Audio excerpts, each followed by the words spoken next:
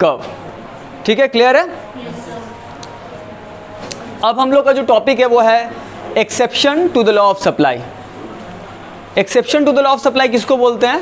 जहां पर law of supply काम नहीं करता है। हम लोग को पता है कि प्राइस बढ़ने से सप्लाई बढ़ता है और प्राइस घटने से सप्लाई घटता है। अगर ऐसा नहीं होता है तो उसको हम लोग क्या बोलेंगे?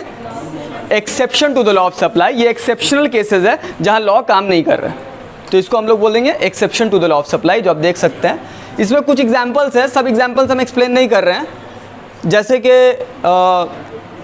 ये दो का तो डायग्राम बना हुआ है, और सबसे पहले ये शॉर्ट में ये वाला इजी पॉइंट्स इसको एक्सप्लेन कर दें।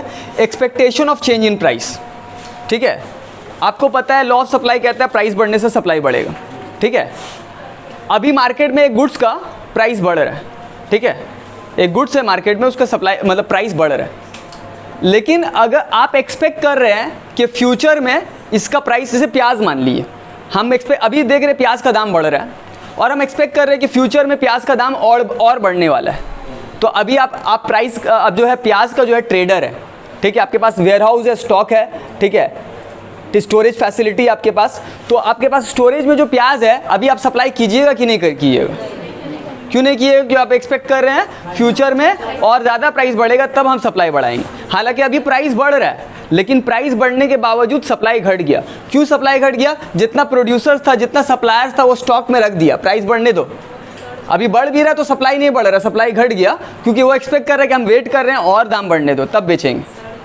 ठीक है, तो प्राइस बढ़ने से क्या होता है? सप्लाई बढ़ता है, सॉरी यहाँ पर कम हो गया। तो exception to the law of supply. यहाँ पर नॉर्मली प्राइस बढ़ने से सप्लाई बढ़ता है, लेकिन यहाँ पर क्या हुआ? प्राइस बढ़ने से सप्लाई घट गया, तो ये एक्सेप्शन में आया, लॉ काम नहीं किया।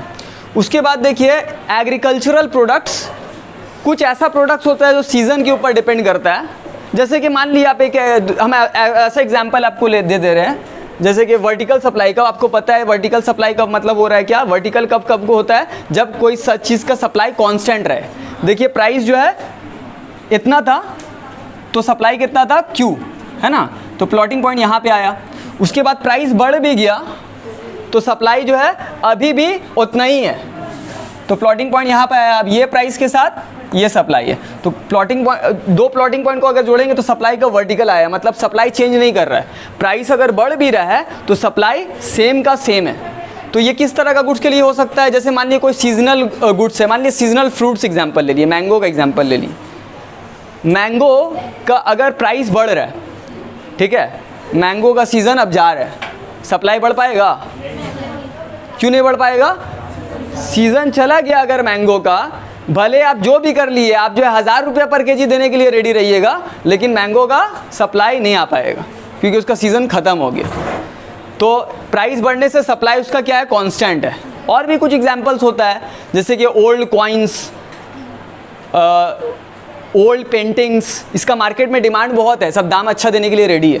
जैसे मोनालिसा पेंटिंग्स, जैसे ओल्ड कॉइन्स हुआ, ठीक है, ये सब जो है बहुत मार्केट में डिमांड है कि चलो ये मतलब आदमी बहुत कोई ख़रीदने मांगता है, घर पे रखने मांगता है, लेकिन इसका सप्लाई फिक्स्ड है क्योंकि ओल्ड कॉइन्स अभी बनेगा नहीं बनेगा।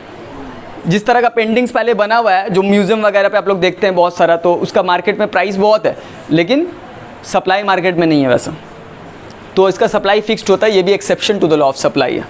ठीक है, और यहाँ पर अगर आप देखिएगा ये भी एक exception to the law of supply है, जो कि हम लोग का टॉपिक पे यहाँ पर लिखा हुआ था, सप्लाई ऑफ लेबर। ये भी लॉ काम नहीं करता यहाँ पर। यहाँ पर अगर आप कर्व देखिएगा तो ये पहले अपवर्ड स्लोपिंग है, मतलब पहले लॉ काम कर रहा है। ठीक है, प्राइस बढ़ने से सप्लाई, लेबर का प्राइस क्या है? वेज है। लेबर को प्राइस जो है, अगर आपको लेबर हायर करना पड़ेगा तो आप क्या दिएगा? उसको वेज देना पड़ेगा उसको, तो वेज उसका प्राइस है। तो वेज बढ़ने से क्या होता है? पहले लेबर सप्लाई बढ़ता है। अगर यहाँ पर आप देखिएगा W0 पहले वेज था और लेबर सप्लाई L0 था, तो वेज रेट बढ़ रहा है तो लेबर सप्लाई क्या हो रहा है? बढ़ रहा है। ठीक है, वेज रेट बढ़ने से लेबर सप्लाई बढ़ रहा है, इसीलिए ये अपवर्ड स्लोपिंग कर्व है। क्योंकि अगर वर्कर्स को पहले 400 रुपये एक दिन का वेज मिल रहा था, अभी 600 रुपया मिल रहा है, वेज रेट बढ़ गया, तो वर्कर्स को इंसेंटिव मिल रहा है कि वो ज़्यादा काम करें। अभी हमको पहले से मेरा इनकम बढ़ रहा है, काम करने का चाहत क्या होगा? बढ़ जाएगा, ज़्यादा हो जाएगा। तो वेज रेट बढ़ने से लोग ज़्यादा काम करेंगे, सप्लाई लेबर का क्या होगा, बढ़ जाएगा, लोग ज़्यादा काम करेंगे। पहले काम कर रहे थे 7 घंटा, अभी 10 घंटा काम करेंगे, काम करने का चाहत बढ़ जाएगा, लेबर सप्लाई बढ़ जाएगा। लेकिन एक लिमिट से ज़्यादा अगर वेज रेट बढ़ जाता है, बहुत ज़्यादा वेज रेट हो गया, पहले ये 400 से 600 हुआ था, अब बढ़ते बढ़ते 1200 रुपया हो गया, ठीक है, या 1500 रुपया हो गया एक दिन का वेज, तो वेज रेट बहुत ज़्यादा बढ़ जाता है, ठीक है, तो लेबर सप्लाई घट जाता है, लोग कम काम करते हैं, ठीक है। मेरा इनकम इतना बढ़ गया, अब क्यों इतना काम करेंगे, अब 12 घंटा क्यों काम करेंगे, उससे अच्छा हम जो है 8 ही घंटा काम करेंगे, 8 घंटा ही में हम बहुत पैसा कमा ले रहे हैं। थोड़ा कभी छुट्टी पे चले जाएंगे, वेकेशन पे चले जाएंगे, आराम करेंगे, दोस्त लोगों के साथ यहाँ वहाँ घूमेंगे, है ना।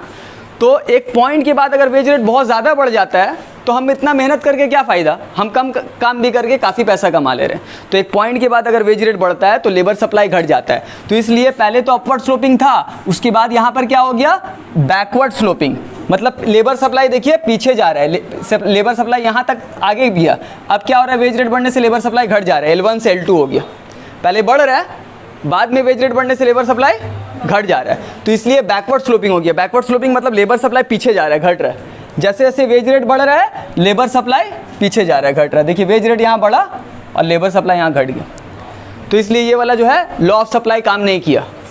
वेज रेट बढ़ने से लेबर सप्लाई बढ़ना चाहिए था, यहाँ लेबर सप्लाई घट जा रहा है, तो ये भी exception to the law of supply में आता है, जहाँ लॉ ऑफ सप्लाई काम नहीं करता, ठीक है।